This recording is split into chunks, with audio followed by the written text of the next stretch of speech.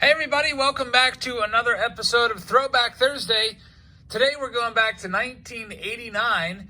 We're going to open this box of 89 FLEER looking for a couple notable rookie cards and notable error cards. So as you can see, Gary Carter is on the front of the box, and there are 36 packs in the box. We did this box once before, over a year ago I think now, looking for the Billy Ripken obscenity card, and we were not able to find it, unfortunately. So now we're going to give it one more go tonight and see if we can find at least the Billy Ripken corrected version, or possibly the Randy Johnson Marlboro card, or a Griffey Jr. rookie card. Randy Johnson, Craig Biggio, Greg Sheffield, John Smoltz, any of those guys will do. So let's get right to it. 15 cards and one sticker per pack.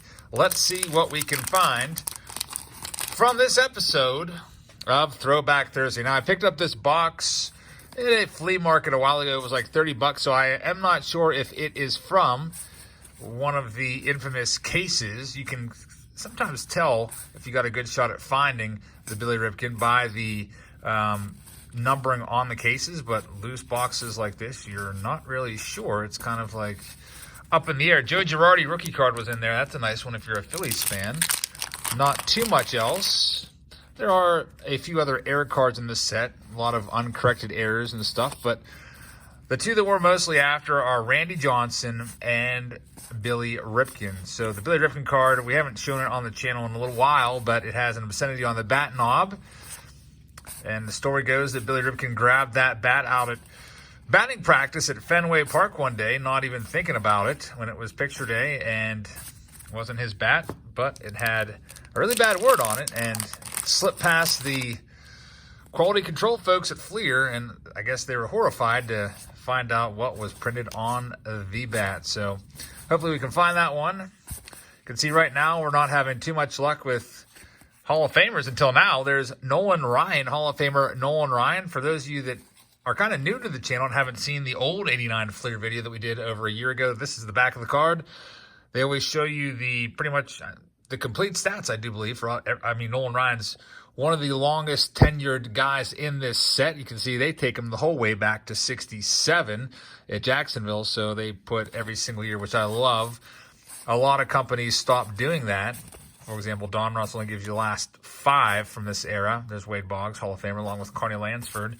And Upper Deck also did the same thing. They only give you like 5 at tops. And FLEER would give you pretty much all of them. All right, here's our next pack. You can see there's stickers in there. Not exactly sure if these actually stick. Let's find out. Nope, not sticking at all. Just kind of flakes off. You can see if I try to stick this on. Oh, yep. You can see this is not sticking whatsoever. Now it actually looks like it's going to. It looks like it's sticking, but it's not. So these stickers are worthless. Unfortunately, I guess you could take them and tape over them with some packing tape. There's Paul Molitor. We have an insert card here. There's not too many insert cards in this set, but here we have an all-star team card, Paul Molitor. Not a whole lot of value to these. This card might be worth $0.25. The main cards worth any value in here are the Ken Griffey Jr. rookie card, which quote-unquote books for $12, but you can usually find that card for anywhere between, I don't know, like $2 to $5 at a card show.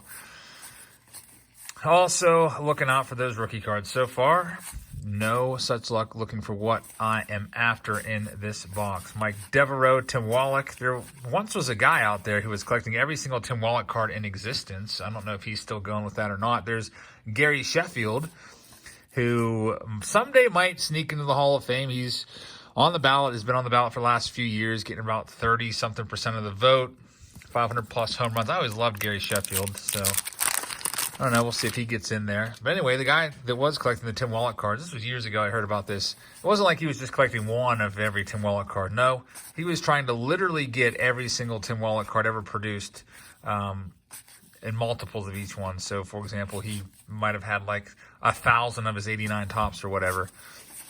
I don't know whatever happened to that guy or how that collection went, but I'd love to know if any of you guys know. Let me know in the comments section. There's Jim Rice, Hall of Famer.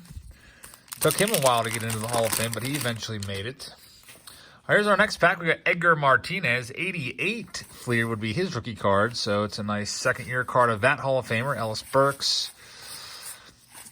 Scott Bradley. One thing about 89 FLEERs, they don't stick together, but they don't move apart that well. They want to cling to each other. Dave Parker, Jack Clark, and Tommy John, famous for the Tommy John surgery. He's the pioneer there. First one to have that surgery done, and thus it bears his name. All right, so here's our next pack. Let's see what we got coming out of this one. More commons, it looks like. There's Manny Lee, Luis Polonia, Chris James, Cecil Fielder, who became a star in 1990 when he hit 51 home runs, I think it was. Everybody's all about Cecil Fielder there, and everyone wanted his 86 Topps card, his rookie card. All right, so this is the end of the first stack. Sean Hilligus. For some reason, my brother and I went out to a flea market a few months ago, and Sean Hilligus was all over the place. They were selling his cards for about anywhere like 50 cents to $1 a piece, which is kind of strange. Cameron Drew, rookie card, and Steve Wilson. Those guys are not notable whatsoever. Charlie Huff looks like he should be a coach there, looking super old. And I used to call this guy Bryn Smith as a kid because we used to mispronounce names by accident, but Brian Smith pitcher card for the Expos. So nothing crazy out of that first stack. The best card that we found was the Gary Sheffield rookie card. So at least that's one of the rookies that I would have liked to have found. I'd probably rank Sheffield down like 4th or 5th in the rookie class from this set. Ken Griffey Jr. again is the main one I'm after. So here's our next pack. We got Gary Carter, who is the cover boy of the box, Hall of Famer Gary Carter. And that's pretty much it from that pack. Spring training games getting underway this weekend. That's got to be exciting for all of us, right? It means baseball is back. Some of you might actually be so lucky to be able to watch a game or two this weekend. Usually with those first spring training games, not usually all the time, players only play like an inning or two. There's Kirby Puckett. He's a Hall of Famer. Bobby Bowe, switch hitter. Bobby Bowe, still getting paid by the Mets $1 million every July 1st. Carlton Fisk, Hall of Famer. So this pack's not too bad. At least we got a couple Hall of Famers so far. Almost thought we had a third one, but that's not Jack Boris. That's Walt Terrell. And Carl Nichols is the last one there. All right, next. As a kid, I wasn't too thrilled about 89 FLEER. I was kind of bored by the drab gray design. Didn't really appeal to me that much, so I didn't buy a lot of these. In fact, I feel like I bought, maybe this was my least purchased set. There's the Randy Johnson rookie card. You could see there once, at one point, there was a large Marlboro sign here for the cigarette company on this billboard, and FLEER decided to block it out because they didn't want kids thinking smoking cigarettes were cool. So Randy Johnson, regular card there, the corrected version. That's his rookie card. Randy Johnson is a Hall of Famer. You guys might remember him from back in the day. If you don't know anything about Randy Johnson, look up some of his highlights. The guy was an absolute beast. 6'10", throwing upwards of 100 miles an hour with one of the nastiest sliders you'll probably ever see. All right, there's Bo Jackson, who was a huge star from this era. Chris Sabo with his specs on. That was one guy that my brother and I used to not like for literally no reason other than he wore those glasses and he was on the division rival Reds, or National League rival Reds, I should say. The Reds would beat the Pirates in the NLCS in 1990, then go on to the World Series and win it all. There's Paul Molitor again, our second Paul Molitor. He's a Hall of Famer. He was my brother's favorite player for a spell, maybe about a year or two, back near the end of our collecting days. Ted Power, used to not like him either as a kid for literally no reason. Randy Myers, Bob Welch, former Cy Young Award winner, Willie Randolph, Pete O'Brien. These cards, see how they're kind of like clinging together on me. This was a cool card back in the day, the 40-40 Club. First ever 40-40 Club member, Jose Canseco, with 40 steals and 40 home runs. Ronald Acuna Jr. just came up short this year. He had 38 steals and had the home run box checked, but unfortunately he missed the last week and a half of the season and was not able to steal those last two bases. However, he's still really young, and I think that Acuna will get there hopefully this coming year if he stays healthy the entire season. All right, here's our next pack. There's Eric Hansen. I used to love this guy for literally no other reason than he spelled his name the same as me, and I thought that was cool because every other Eric that I ever knew as a kid spelled their name with a C. Next pack. So we got two of the good rookies, Randy Johnson, Gary Sheffield. Still looking for Craig Biggio, John Smoltz, and Ken Griffey Jr. And also trying to find Billy Ripken just so we can take a look at that card and hopefully get the air card. There's Kevin Brown, rookie prospects card. Not his rookie card, however. Mark Grant, who won the Cy Young Award in '89. Jack Howell. Not Mark Grant, Mark Davis. What am I saying? Trying to go too fast through these packs, I guess. There's Zane Smith, another guy I didn't like as a kid. Neither did my brother. He always felt he made weird faces on his cards for, no reason. That might be a fun video to do at some point. Players making weird faces on their cards. There's Corey Snyder having a nice laugh with the cameraman there. Paul O'Neill, one of my favorites. Used to love him on the Yankees in the mid to late 90s. Love the intensity out of O'Neill. Here's our last pack from stack number 2, marking the halfway point of the box. Thanks for being here anyway, everybody, on this episode of Throwback Thursday. Keith Brown, no relation to Kevin Brown. Will Clark, Will the Throw Clark, picked up his rookie card in the bargain bin the other day. Steve Sachs. Just was listening to him on the ride home from work. Mike Schmidt and Don Mattingly. Schmidt, Hall of Famer. Don Mattingly should be a Hall of Famer because he dominated the 80s. Look at those stats. 1984 through 88, really. Unbelievable production from this guy. Unfortunately, Mattingly had to call it a career after the 95 season because of back issues and missed out on the Yankees dynasty. And did you see the card on the back of that pack, everybody? Did you see that? How close were you paying attention? It's the best card in the set coming up here. Hey, John Smoltz rookie card is in the pack as well. So what a pack. John Smoltz rookie card. Put that one on the screen. I probably should have taken out the Gary Sheffield. I just didn't think to.